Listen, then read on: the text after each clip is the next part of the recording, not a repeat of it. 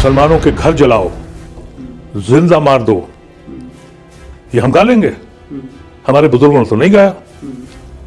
हम उनको मानते हैं, नेहरू को भी मानते हैं, गांधी को भी मानते हैं, बोस को भी मानते हैं।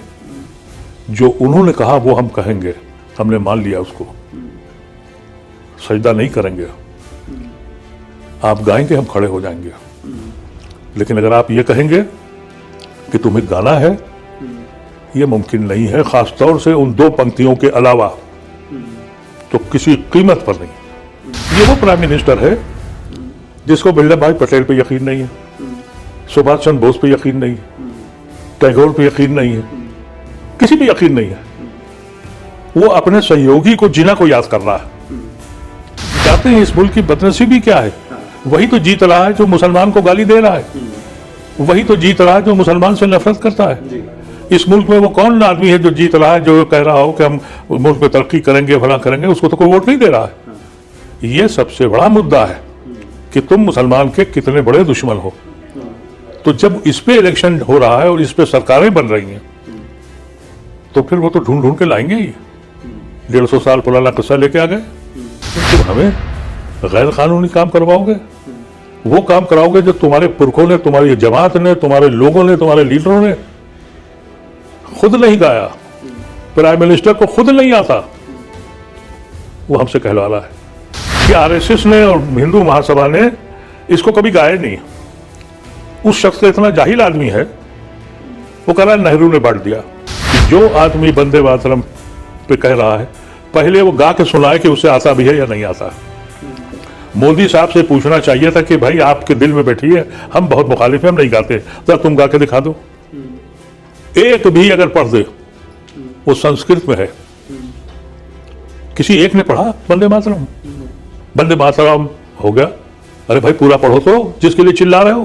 तुम्हारे अडॉप्टिव पिता जो हैं, तुम्हारे अडॉप्टिव बाप जो हैं, वो पटेल हैं, उन्होंने भी तो कहीं कहा है, पटेल ने अप्रूव किया था। तो अडॉप्टेड फादर का नाम नहीं ले रहे हो, नेहरू के पीछे लग गए। ये मुल्क की बदनसीबी है कि जहां सैकड़ों हजारों लोग एयरपोर्ट पर ठंड में मर रहे हैं, उसका डिस्कशन नहीं होगा। दुनिया में डॉलर हिंदुस्तान की उस सतह पे पहुंच गया कि एक स्टेज आएगी कि हम झोले में भर के लूट जाया करेंगे, उस पर बहस नहीं करी। उसने कहा लाओ ये लाया जाए। अगर तुम पढ़े लिखे हो तो पहले वो पूरी नज़्म पढ़ते, फिर हमसे कहते कि मुसलमानों तुम पढ़ो। तो अब देखिए ना, इलेक्शन कमीशन के ऊपर बहस हुई है, प्राइम मिनिस्टर नहीं था ना, उसको बोलना है।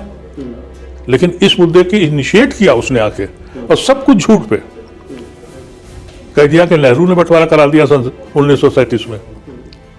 कमाल का आदमी है ये, कमाल का आदमी है।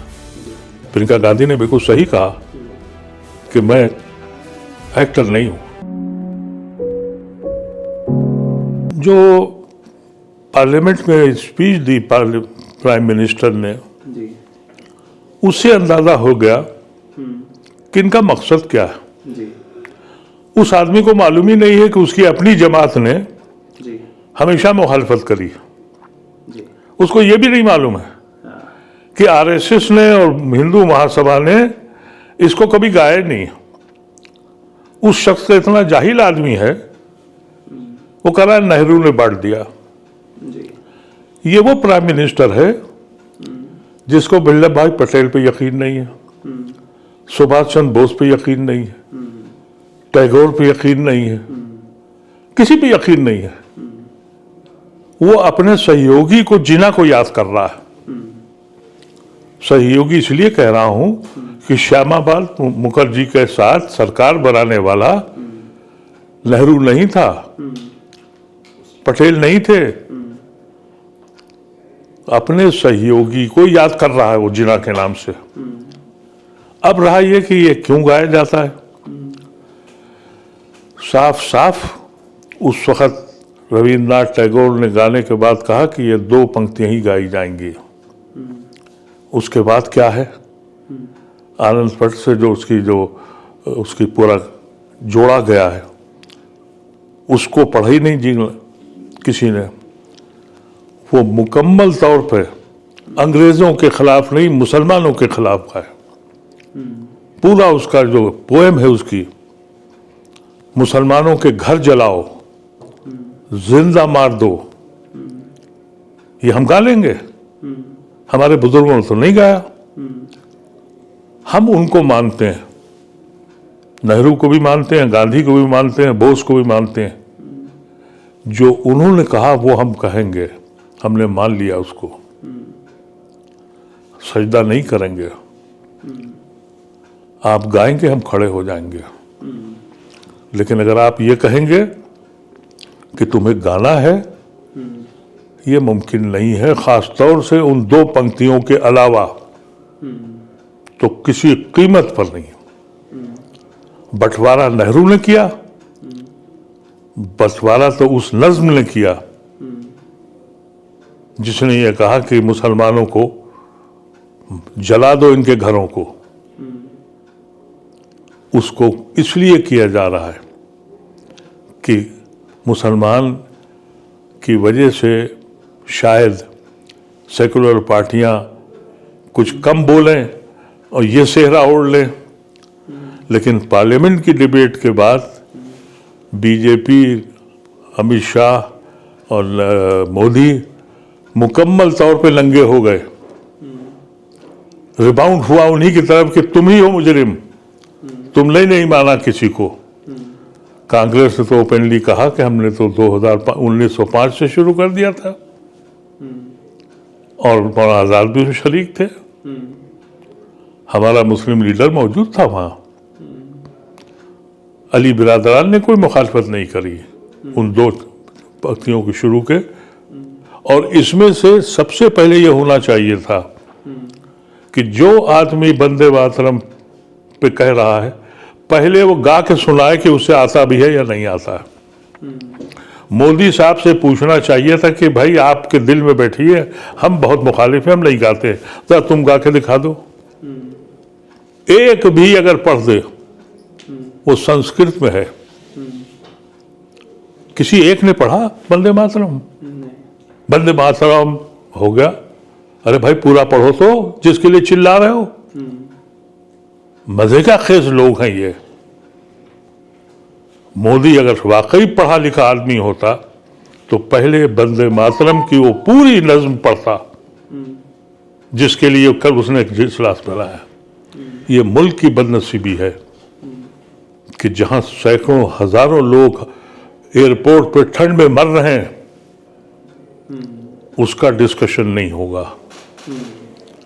दुनिया में डॉलर हिंदुस्तान की उस सतह पे पहुंच गया कि एक स्टेज ये आएगी कि हम झोले में भर के नोट जाया करेंगे जी। उस पर बहस नहीं करी। उसने कहा लाओ ये लाया जाए। अगर तुम पढ़े लिखे हो तो पहले वो पूरी नज्म पढ़ते, फिर हमसे कहते कि मुसलमानों तुम पढ़ो।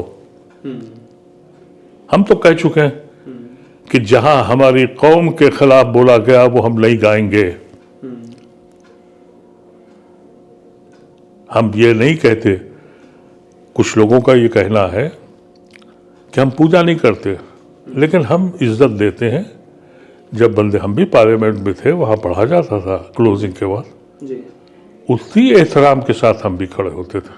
हम हर उस ऑफिशियल फंक्शन में जहाँ दूसरे लोग एहतशाम के साथ खड़े होते हैं, हम भी खड़े होंगे। लेकिन तुम हमें गैर कानूनी काम करवाओगे, वो काम कराओगे जो तुम्हारे पुरखों ने, तुम्हारी जमात ने, तुम्हारे लोगों ने, तुम्हारे लीडरों ने खुद नहीं गाया, प्राइम मिनिस्टर को खुद नहीं आता, वो हमसे कहलवा रहा है। जिन लोगों ने वंदे मातरम जब ये कहा गया, उसके बाद जब उसमें मजीद जोर लगाया गया, जिसको ये कह रहा है कि बांट दिया, उसके बाद ही बंगाल में दंगे शुरू हुए। उसके बाद मुसलमानों ने कहा कि हम अल्लाह अकबर के नारे लगाए।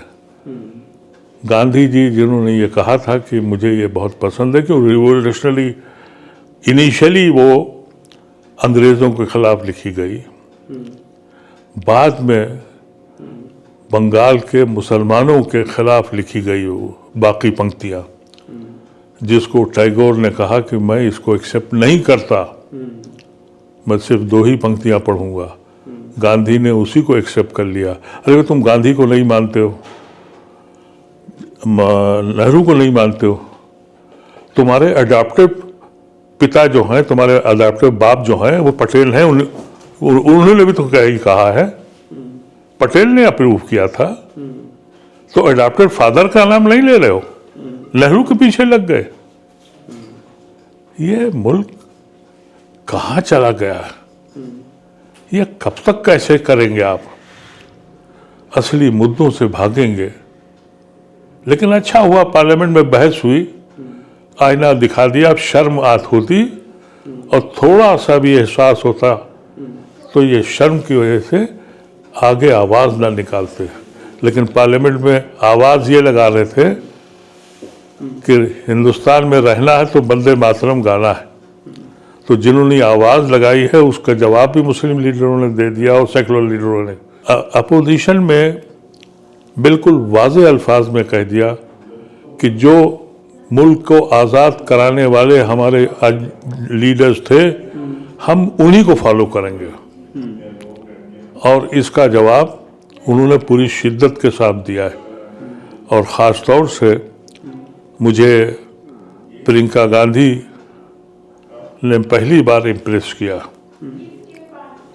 प्रियंका गांधी ने मोदी के उन सारे झूठों के जवाब एक एक करके दे दिए।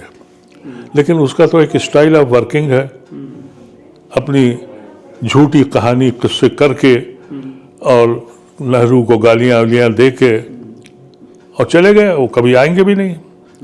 अब उनके जितने भक्त हैं वो बंगाल में ये काम शुरू करेंगे।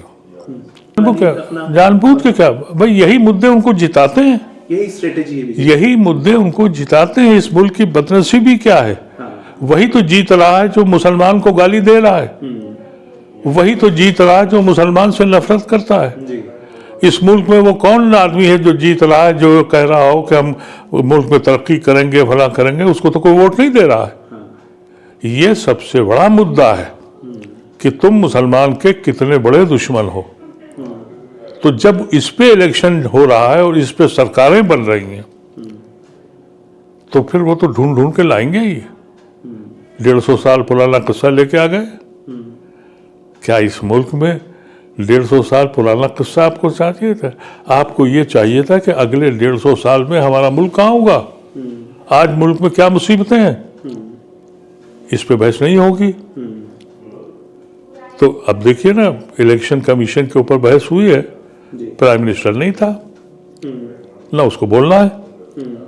लेकिन इस मुद्दे की इनिशिएट किया उसने आके, और सब कुछ झूठ पे कह दिया कि नेहरू ने बंटवारा करा दिया सन 1937 में। कमाल का आदमी है ये, कमाल का आदमी है। प्रियंका गांधी ने बिल्कुल सही कहा कि मैं एक्टर नहीं हूं, मैं सियासी हूं। तो हमारा मुकाबला तो एक्टरों से है, जो मस्खरे होते हैं एक्टरों, उनसे मुकाबला है। ये मुल्क ही वैसे मस्खरों का बन गया है, क्या कहा जा सकता है। शुक्रिया सर।